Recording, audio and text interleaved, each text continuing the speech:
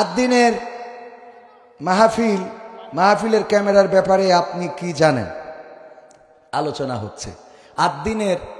আদ্দিন ফাউন্ডেশনের আয়োজনে 3 দিন ব্যাপী ঐতিহাসিক তাফসিরুল কোরআন মাহফিল হতে যাচ্ছে, যেটা গোটা বাংলাদেশের শ্রেষ্ঠতম তাফসির মাহফিল। গোটা বাংলাদেশে এত বড় আয়োজন ইতিপূর্বে এখনো হয় নাই। আলহামদুলিল্লাহ বলবেন না?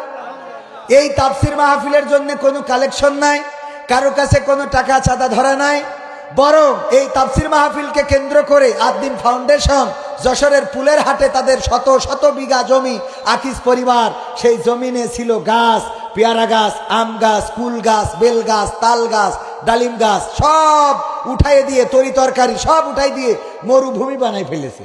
বালু ফেলে ফেলে মাঠ তৈরি করতেছে শত শত বিঘা। কারণ কি?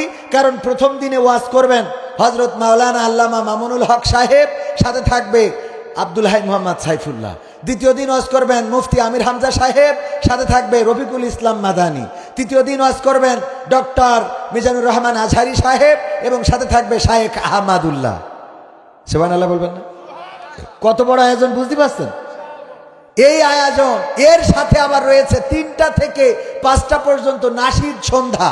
সেই নাশিদ সন্ধ্যায় প্রথম দিনে থাকবে বিভিন্ন শিল্পী গোষ্ঠী, তার মধ্যে কলরব আছে, অন্যান্য শিল্পী গোষ্ঠী আছে এবং ব্যক্তি শিল্পী তো আছেই। ওবায়দুল্লাহ তারেক ভাই, মশিউর রহমান ভাই, কবির বিন সামাদ ওই মাহফিল 3 দিন পরিচালনার দায়িত্ব পেয়েছেন, আলহামদুলিল্লাহ। এরপরে আমাদের সাইমুম শিল্পী গোষ্ঠী, তরঙ্গ শিল্পী গোষ্ঠী, আমার প্রতিষ্ঠিত ঠিকানার শিল্পী গোষ্ঠী, সব শিল্পী গোষ্ঠী বাংলাদেশে যত আছে, হেভেন টিউন, গাজী আনাস, সব শিল্পীদের একত্রিত করতেছে এই মাহফিলকে কেন্দ্র করে। বিশাল মাহফিল না? এই মাহফিল বাস্তবায়নের জন্য আদ্দিন ফাউন্ডেশন তথা আকিজ পরিবার অনেক রকম সিদ্ধান্ত নিচ্ছেন। তার মধ্যে ইউটিউবের ক্যামেরা নিয়ে বলেছেন যে আমরা ক্যামেরাকে সীমিত করে দেব, কারণ সামনে যখন হাজার হাজার ক্যামেরা বসায় তখন শ্রোতাদের মাহফিল শুনতে দেখতে কষ্ট হয়ে যায়। তো একটা মাহফিলে ক্যামেরা লাগাইতে দিল না, হাজার হাজার মাহফিল আছে না নাই? এক বাড়ি যদি ফকির ভিক্ষে না পায় আরো বাড়ি আছে না নাই? এক দোকানে যদি মালামাল কিনতে না পাওয়া যায় আরো দোকান আছে না নাই? সুতরাং একটা মাহফিলকে কেন্দ্র করে আমাদের আদ্দিন ফাউন্ডেশন সিদ্ধান্ত নিয়েছে ওই 3 দিন ব্যাপী মাহফিলে ক্যামেরা সীমিত করা হবে। হাতে গোনা 5টা ক্যামেরা দিবেন। আমরা অনুরোধ করে সেই ক্যামেরাটা বাড়াইয়ে 20টা করেছি, যে 2 পাশে 10টা 10টা করে 20টা ক্যামেরা অন্তত দেওয়া উচিত, যে 20টা ক্যামেরা যেন তারা এই মাহফিলটা কভার করে। হঠাৎ করে দেখলাম অনলাইনে আমাদের ভাইয়েরা সমালোচনা করছে যে কবির বিন সামাদ তার পরিকল্পনায় এখানে ক্যামেরা সীমিত করা হয়েছে।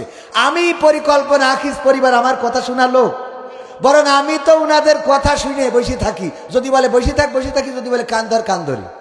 ঠিক না বেঠিক? বড় লোকদের কথার বাইরে যাওয়া যায়?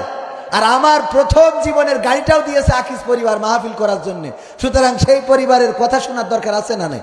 এই জন্য বলবো যে এই মাহফিল নিয়ে যে ষড়যন্ত্র এবং যে কথাবার্তা হচ্ছে এগুলো বলে লাভ নাই।